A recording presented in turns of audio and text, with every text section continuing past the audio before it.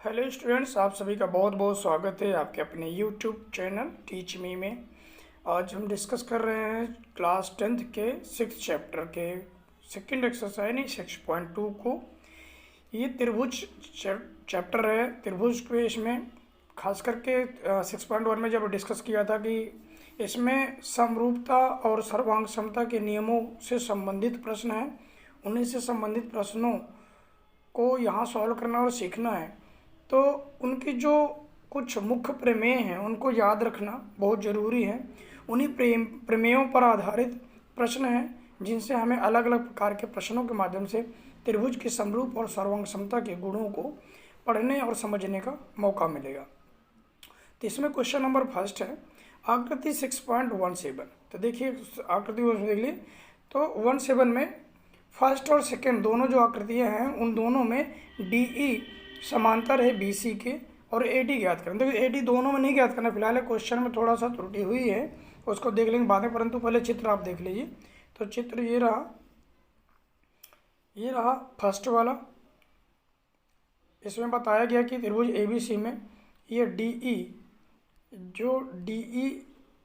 DE है और BC है, ये दोनों आपस में समांतर हैं। इसी तरीके से जो अगली आकृति ये है, इस ABC में भी ये DE और BC दोनों आपस में समांतर है। इसमें तो फिलहाल हमें AD फाइंड आउट करना है। इसमें AD फाइंड आउट करना है कि AD क्या होगा, परंतु इसके पहले वाले में हमें इसमें AD नहीं फाइंड आउट करना। फिलहाल इसमें हमें फाइंड आउट करना है EC। इसमें हमें EC फाइंड आउट करना है। ये जो यहाँ पर है इसको हमें फाइंड आउट करना है। तो चलो हम देखते हैं कैसे करेंगे इसको। तो इसमें जो इन्फॉर्मेशन दे रखी है उन इन्फॉर्मेशन को पहले समझेंगे।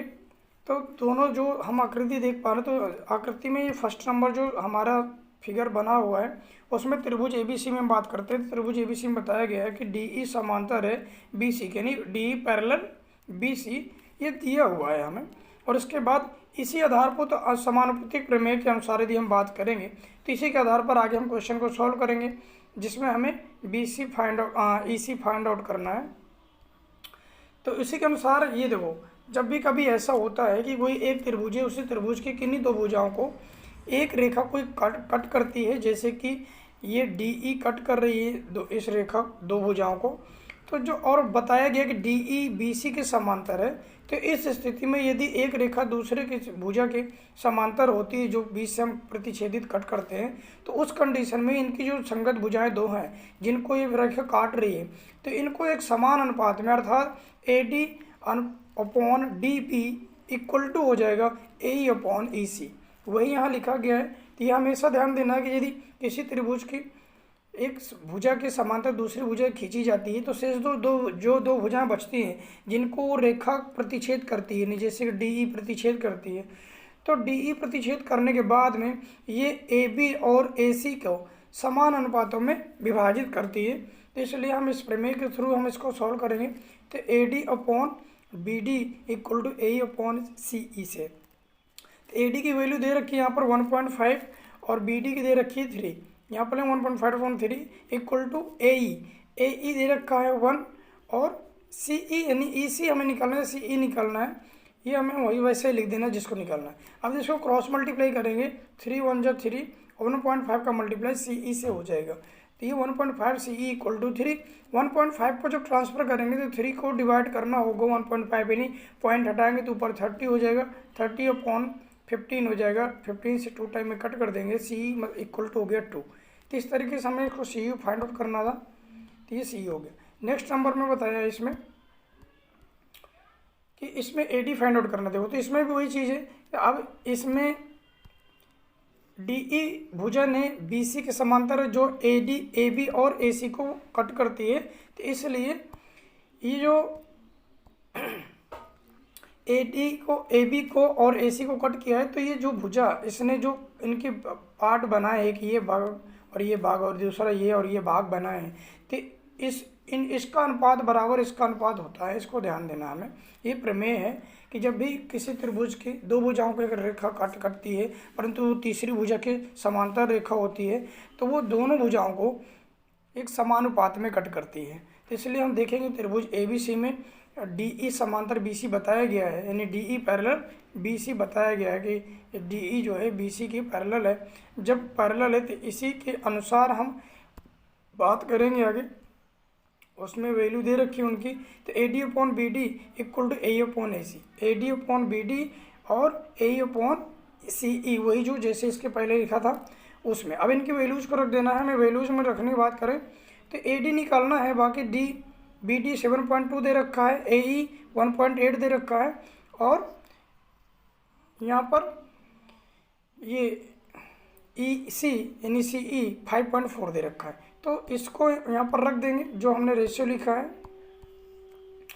तो इनमें इनकी वैल्यूज़ को पुटअप करेंगे तो 1.5.3 इक्वल टू 1/CE। ये तो पहले के अनुसार निकाला था, जो कि पहला इसका था, और इसको यहाँ पर वैल्यू रखने की कोई ज़रूरत नहीं थी, इसने उसी के अनुसार सॉल्व करा है। बट ऐसा नहीं सॉल्व करना था, हमें क्वेश्चन कुछ और किया है, इसमें सॉल्व कुछ और किया है, तो इसको हम निकाल देते हैं ना उसी के अनुसार, हम उनकी वैल्यू को रख करके। तो उनकी वैल्यू रखेंगे तो यहाँ पर AD तो निकालना ही निकालना है, तो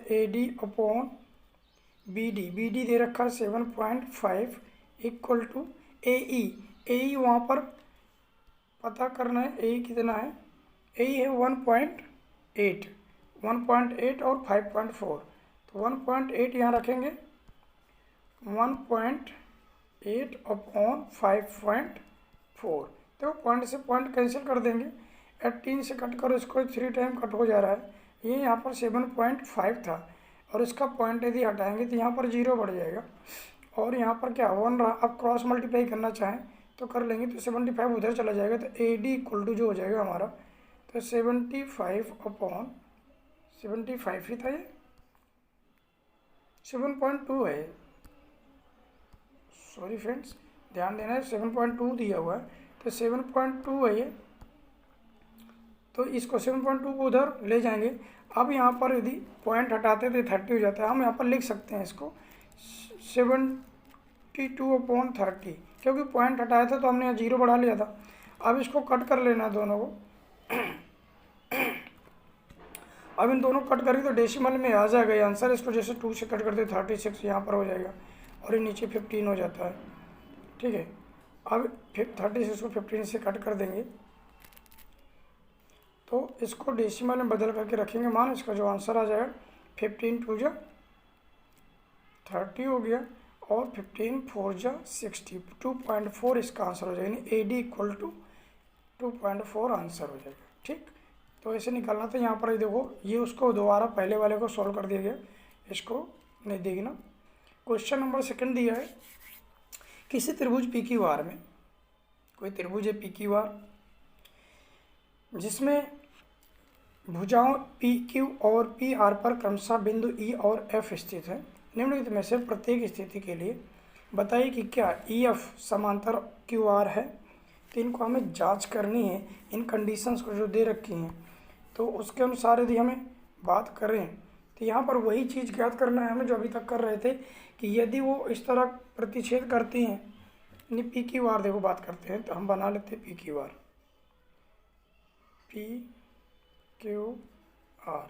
अब इसमें क्या बता रखा है, PE, अब यहाँ पर देखो रखा है ऐसे, यहाँ पर प्रतिच्छेद कर देती है, यहाँ पर E है, यहाँ F है, ठीक है।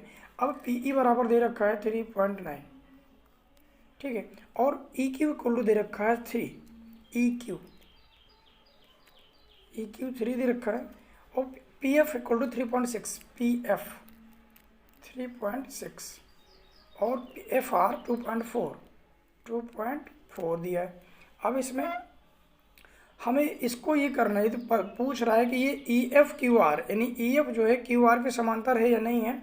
हमें इसको चेक करने के लिए जब ये जो दोनों रेखाएं हैं PE/EQ इक्वल टू, यदि PF/FR हो जाएगा तो ये समांतर होंगे, अदरवाइज नहीं होंगे। तो हमें ये चेक करना है, चेक करने के लिए हम लिख लेंगे तो 3.9 चलो देखो आगे इसमें सॉल्यूशन में ही होगा, हम उसको दिखा देते हैं।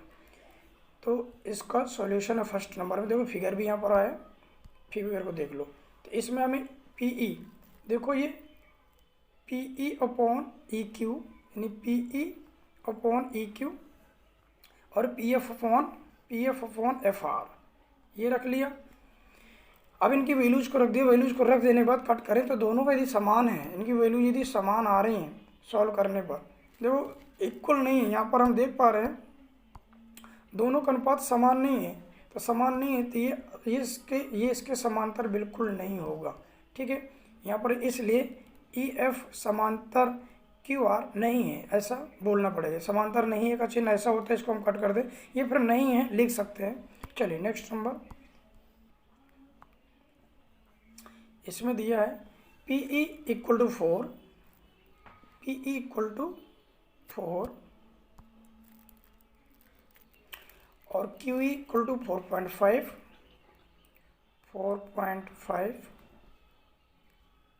और PF इक्वल टू 8 और RF इक्वल टू 9। अब इनका रेशियो निकालना। देखो यहाँ पर से रख दिए PE/EQ और PF/FR रख दिए। इनकी वैल्यूज कर दिए। PE दे रखा था 4/4.5 4/4.5 ये, और यहाँ पर 8/9। अब इनको पॉइंट हटाएंगे और सॉल्व करेंगे तो दोनों देखो बराबर हैं। 8/9 इक्वल टू 8/9। जब इनका अनुपात समान होगा तो फिर ये जरूर EF/QR के समांतर जरूर होगा, इसलिए हम इसका देंगे समांतर है ये। अतः आधारभूत समानुपातिक प्रमेय से के विलोम से यदि बात करें तो इसलिए EF समांतर QR हो गया। ये हमें शो करके देना था। चलिए नेक्स्ट देखिए, इसमें दिख रहा है PQ इक्वल टू 1.12 और PR equal to 2.56, PE equal to 0.18 और PF इक्वल टू 0.36। अब इसको भी सॉल्व करके देखना है।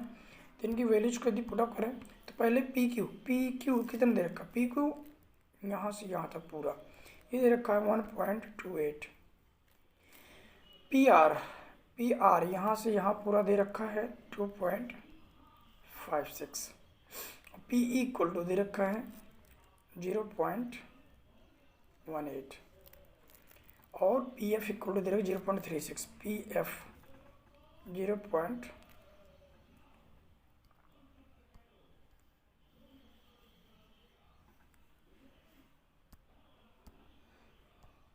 ये दे रखा है यहाँ पर 0.36। PF 0.36। ठीक है, अब इनको आपस में सॉल्व करना है। तो चलो इनकी वैल्यूज को रखें। PE/PQ, PF/PR 0.18/1.28 इनको रख ली वैल्यू इसको। अब 0.18 हमें इसको दे रखा है और टोटल यानी हमने कैसे रखना है PE/PQ।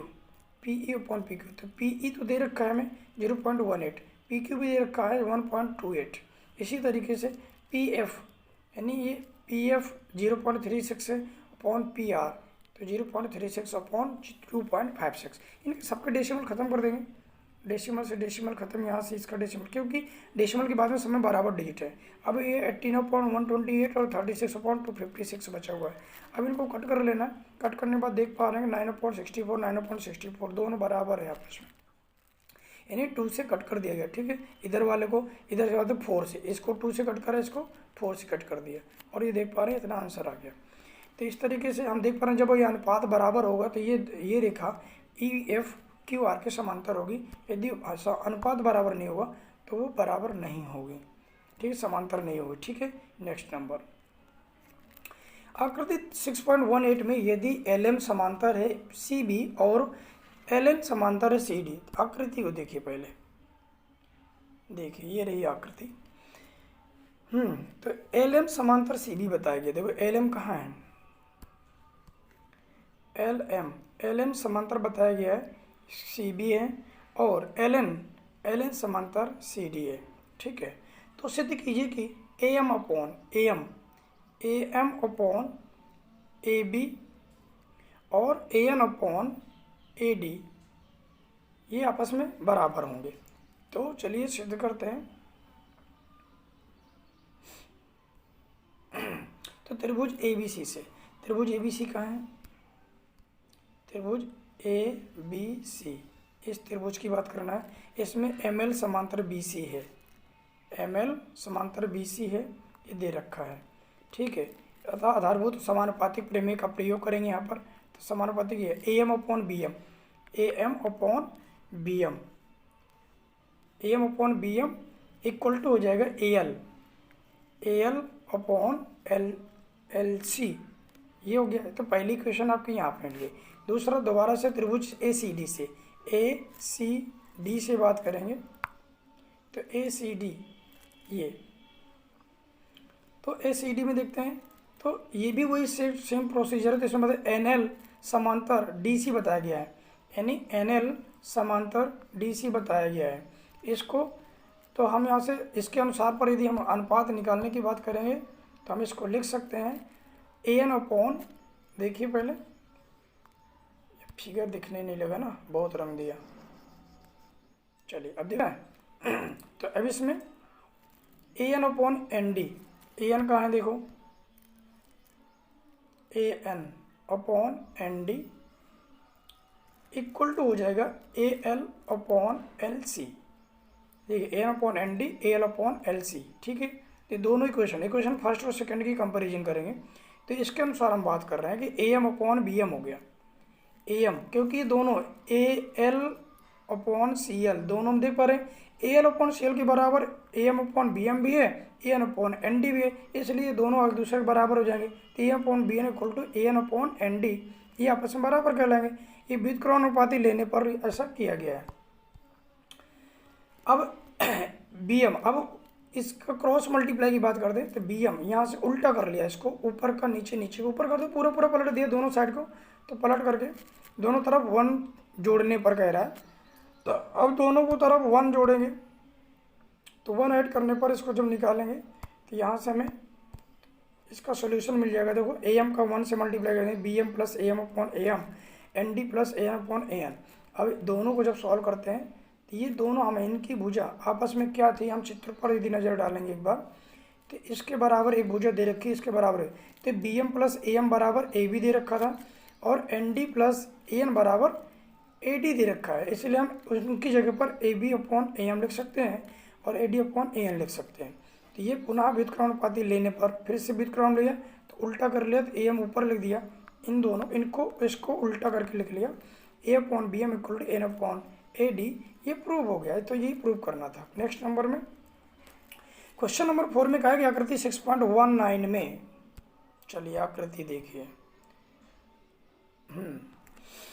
आकृति 6.19 में DE समांतर है AC के और DF समांतर AE के। चलिए देख लेते हैं एक बार कहाँ है समांतर।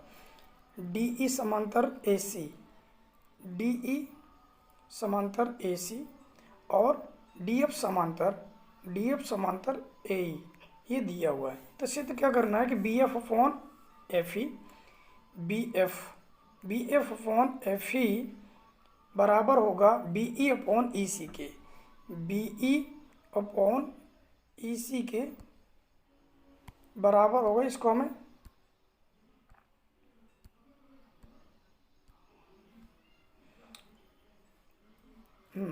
EC, ये रहा EC, इनके बराबर, यानी इसके अपॉन इसके और इसका अपॉन इसके हमें शो करके देना है। चलिए शुरू करते हैं। त्रिभुज ABC में देखो, अब त्रिभुज ABC का है ABC, ये पूरा त्रिभुज देखिए, ठीक है। इरेज कर देते हैं, नहीं फिर गंदा हो गया, ये दिखता नहीं स्पष्ट। चलिए ठीक है। अब यहाँ पर क्या है, त्रिभुज ABC में देखना है तो त्रिभुज DE, यानी इसमें दे रखा DE समांतर AC, दिया गया क्वेश्चन में कि DE के समांतर AC है, ठीक है। जब ये समांतर है तो ये इधर का ये अनुपात और इधर का ये पूरा अनुपात आपस में बराबर रहेंगे। तो आधारभूत ये अनुपात समानुपातिक प्रमेय है, उससे हम जब इनका मान रखेंगे तो लिख सकते हैं BD अपॉन AD। देखिए चित्र को देख लीजिए एक बार, BD, ये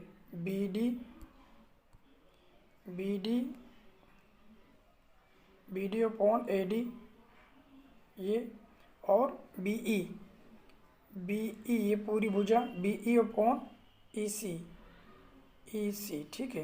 ये यहाँ पर प्रमेय फर्स्ट हो गया। इसी तरह के नेक्स्ट नंबर लिखेंगे। त्रिभुज ABE में ABE देख लीजिए, ABE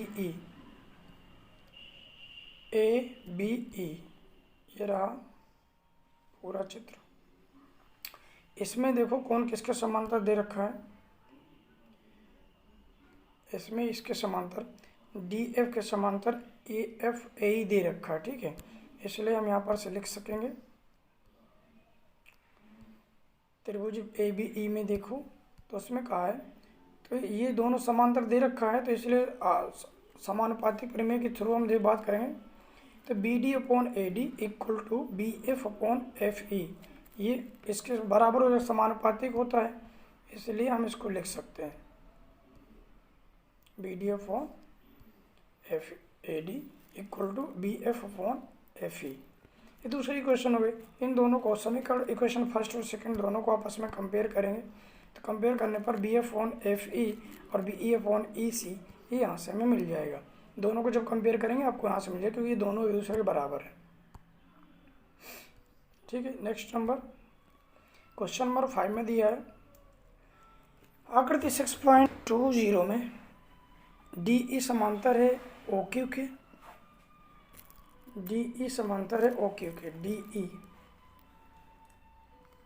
DE समांतर है OQ के और